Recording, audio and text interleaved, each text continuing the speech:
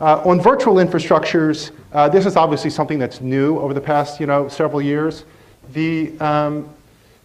So what's interesting about virtual infrastructures as it relates to network monitoring, and there's been a lot of talk about this already this morning in different breakout sessions that I was listening to.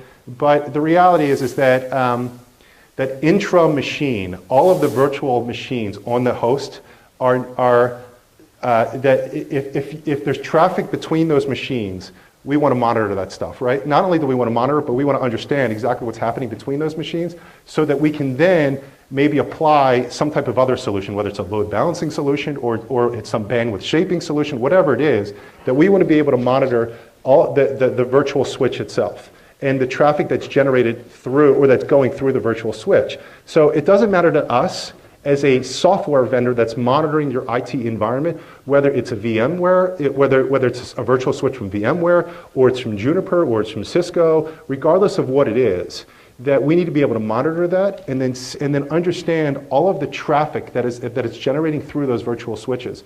We are seeing, we actually did, this is actually a little bit of a surprise to us, but we were seeing a lot of virtualization implementation in test environments and staging environments, but we were seeing a lot of server consolidation, but we weren't seeing a lot of mass deployment in production environments of virtualization until about 6 months ago or so, 6 months to a year ago. And because, the acceptance rate or the comfort rate that IT departments are getting with virtualization is going through the roof. So that we need to be able to monitor all the virtual infrastructure to support the traffic flow between those machines. And like I said, it could be intra machine, or it could be inter-virtual machine between physical hosts. It doesn't really matter to us, but all that virtual infrastructure is a high priority. If you're about to roll out some virtualization infrastructure, you need to make sure that you have something that's going to monitor that, and monitor it not in a silo, but as it relates to everything else that's going on the network.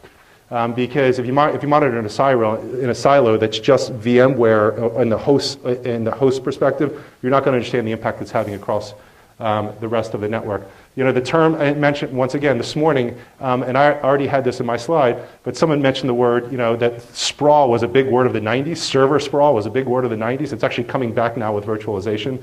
So it's kind of it's one of those buzzwords that's out there today, because you need to be able to manage what's going on, because people are just spinning up VMs and throwing them into environments without really understanding the implication of that across the entire network.